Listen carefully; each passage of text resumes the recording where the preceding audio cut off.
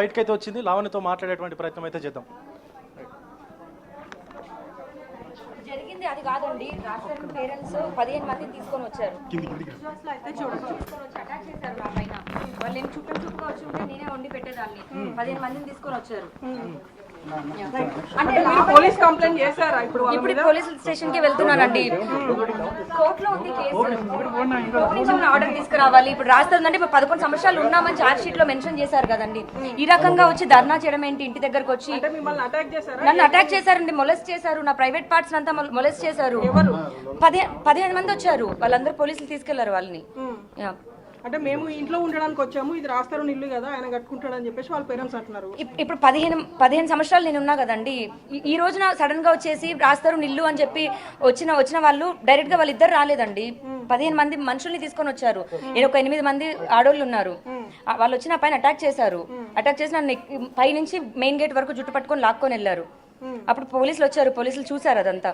మీరు కూడా డాగ్స్ ఏదో వదిలేరని చెప్పేసి వాళ్ళు చెప్తున్నారు. ఎవరు వదలేదు, అందరు లోపటే ఉన్నారు. ఎదురింటి సీసీటీవీ వాళ్ళది కూడా ఫుటేజ్ ఉంది.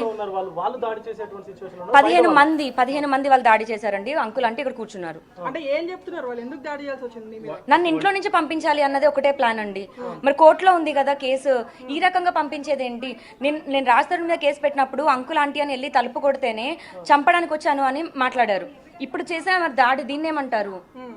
అంటే వాళ్ళు కూడా మేము ఇంట్లో ఉండడానికి వచ్చామని చెప్పేసి అంటున్నారు. మరి వాళ్ళు ఇంట్లోకి వస్తే మీరు ఎందుకు యాక్సెప్ట్ చేయట్లేదు వాళ్ళని? డోర్ ఎందుకు నాక్ చేశారని చెప్పేసి చెప్తున్నారు వాళ్ళు. 15 మంది వచ్చారండి. 15 మంది నన్ను అటాక్ చేశారు. సీసీ కెమెరా పగలు కొట్టేశారు. డోర్లన్నీ పగలు కొట్టేశారు. నార్మల్ అసలు లేదు. నేను వాళ్ళు ఇక్కడ కింద కూర్చున్నప్పుడు అంకుల్ ఇదంతా ఆపమనండి అన్నా కూడా ఆపలేదు. ఇప్పటికీ రాజస్థాన్ వస్తే మీరు వెల్కమ్ చెప్తానంటున్నారు, మరో పక్క రాజస్థాన్ కోర్టులో మీట్లు ఎక్కిస్తానంటున్నారు. అంటే ఎలా రెండు రకాలుగా మాట్లాడుతున్నారు? అంటే మరి నేను కేసు పెట్టానండి. అతనికి ప్రేమ లేదేమో, నాకుంది. తను మళ్ళీ పని చేసుకుంటాడు, నార్మల్ అవ్వాలి అని చెప్పి మీడియా వేదికగానే నేను సారీ చెప్పాను. పని చేసుకోవాలని. సారీ రా చిన్నోడా, కాళ్ళు పట్టుకొని సారీ చెప్తాను అని. కేసు వెనక్కి తీసుకుంటానని చెప్పాను. లోక్ అదాలత్లో వేసాము. మరి అలా ఏమైనా కాంప్రమైజ్ కి మాట్లాడొచ్చు కదండి. దాడి ఏంటి ఇది? అంటే హీరో అయిపోతే ఇంకా ఏది చేసినా నడుస్తుందా? ఈ ఇంటి నిర్మాణంలో మీరేం డబ్బులు ఖర్చు పెట్టాలని చెప్పి వాళ్ళ పేరెంట్స్ చెప్తున్నారు. ఎంత ఖర్చు పెట్టారు? 16 సంవత్సరాలు మేము సహజీవనం ఉన్నామండి. 2014లో మేము పెళ్లి చేసుకున్నాము. అదంతా నిజం. ఈ రోజున సొంత ఇల్లు వచ్చింది కదా.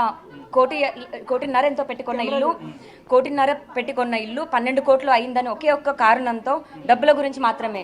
మరి 11 సంవత్సరాలు నేను ఉన్నాను కదా మనిషిని, నా ఎగ్జిస్టెన్సే లేదు అంటే ఎలా? ఇప్పుడు అదే డబ్బుల కోసం 12 కోట్ల మీరు ఇక్కడ ఉంటున్నారని చెప్పి వాళ్ళు చెప్తే మీరేం చెప్తారు? ఏమని ప్రూవ్ చేసుకోగలనండి నేను? ఎలా ప్రూవ్ చేసుకోవాలి? ఆ డాక్యుమెంట్స్ కూడా మేము వేరే వాళ్ళ దగ్గర పెట్టే లోన్ తీసుకున్నామండి. ఆ ఇల్లు కూడా ఇంకా అవన్నీ పర్సనల్స్ ఇది అవుతాయి మా తరపున. మరి ఇప్పుడు 11 సంవత్సరాలు నా జీవితాన్ని రాస్తారు ఇవ్వమనండి. నన్ను ఎలా అయితే తీసుకొచ్చాడో నన్ను తీసుకెళ్లి మా పేరెంట్స్కి అప్పచెప్పమనండి. నేను వెళ్ళిపోతాను. ఖచ్చితంగా రాస్తారు కోర్టు మెట్లు ఎక్కిస్తానండి. ఈ ఇంటికి సంబంధించి ఇప్పుడు డిమాండ్ అంటే ఇప్పుడు పోలీసులకి రాస్తారు మీద కంప్లైంట్ చేస్తారా వాళ్ళ పేరెంట్స్? ఇక్కడ ఏం జరిగిందో దానిపైన కంప్లైంట్ చేస్తాను. ఆల్రెడీ మీరు ఒకసారి రాస్తానికి సారీ చెప్పారు. దాని తర్వాత ఆయన నుండి రెస్పాన్స్ వచ్చిందా మీకు? ఈ రకమైన రెస్పాన్స్ అండి. నేను పబ్లిక్ గా నేను సారీ చెప్పి నీ పనే నువ్వు చూసుకోపోని నేనే వెళ్ళిపోతాను అని పబ్లిక్ గా నేను చెప్పిన తర్వాత ఈ రకమైన దాడి. వాళ్ళ ఇంట్లో అవును ఎవరో ఒక చిన్న అబ్బాయి వీడియో కాల్లో ఉన్నాడు. లాగండి దాన్ని బయటికి అని అంటున్నాడు వీడియో కాల్లో రాజ్ తరుణ్. అండ్ ఆ 10 మంది వచ్చిన వాళ్ళందరూ ఫోన్స్ రికార్డ్ చేశారండి. దయచేసి ఆ డేటా చూసి నన్ను ఎంత అసభ్యకరంగా లాగారు, రాజ్ తరుణ్ పేరెంట్స్ వస్తే నేను రానివ్వలేదా, లేకపోతే దాడి చేసి నన్ను బయటికి లాగారా అన్నది నిజంగా అందరూ చూడాలి. ఇప్పుడు రాజ్ తరుణ్ పేరెంట్స్ అంటే మీకు అత్తమామ అని చెప్తున్నారు. అత్తమామ వచ్చినప్పుడు మరి ఎందుకు లోపలికి మీరు ఇన్వైట్ చేయలేదు? వాళ్ళని ఎందుకు బయట ఉంచారు? చెప్తున్నానండి, రాజ్ తరుణ్ ఇదంతా తప్పుగా మ్యానిపులేట్ చేయొద్దు దయచేసి. రాజ్ తరుణ్ వాళ్ళ పేరెంట్సే వచ్చి ఉంటే నేను తెలియని వాళ్ళనే రానిచ్చి అన్నం పెట్టి పంపిస్తాను. నేను రాజ్ తరుణ్ పేరెంట్స్ మాత్రమే రాలేదు. 15 మంది దుండగుల్ని తీసుకొని వచ్చారు. అది నిజం. కలిసి వచ్చారండి, అందరూ కలిసే వచ్చారు. అసలు ఆపలేదు, కూర్చొని ఉన్నారు. మరి మీరే వాళ్ళ సామాన్ బయట పడేశారని చెప్తున్నారు కదండి వాళ్ళ పేరెంట్స్. 15 మంది దుండగుల్ని కేర్ టేకర్ గా తీసుకొని వచ్చి నన్ను జుట్టు పట్టుకొని నన్ను మొలెస్ట్ చేసి బయటికి ఆ రకంగా చేస్తారు ఒక ఆడపిల్లని అయితే నేను అనుకోలేదు. అండ్ ఆడవాళ్ళే చేశారు, అది ఇంకా బాధాకరం. నేను ఆడవాళ్ళ కోసమే ఫైట్ చేసిన మనిషిని.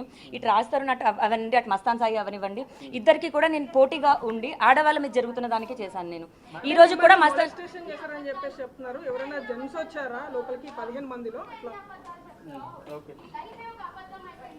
15 మంది వచ్చారు. కావాలని వచ్చి దాడి చేస్తున్నారు, తనెవరు దాడి చేస్తున్నారు. ఆ అమ్మాయి మీరు అందరు కేసులో చూసుంటారు, ప్రీతి అనే అమ్మాయి, అంతే. అంటే వీళ్ళందరూ ఎందుకు ఇక్కడ ఇప్పుడు సంసారం చేసిన మరి నేనే మనిషి ఉన్న నేనే మరి నారాజు అంటుంటే, ఆమె వచ్చి ఇప్పుడున్న ఆమె మరి మా తరుణ్ అన్నయ్య అని అంటుంటే మరి ఏ రకంగా సంబంధం ఇది? దాడి అంటే కోర్టులో ఉంది.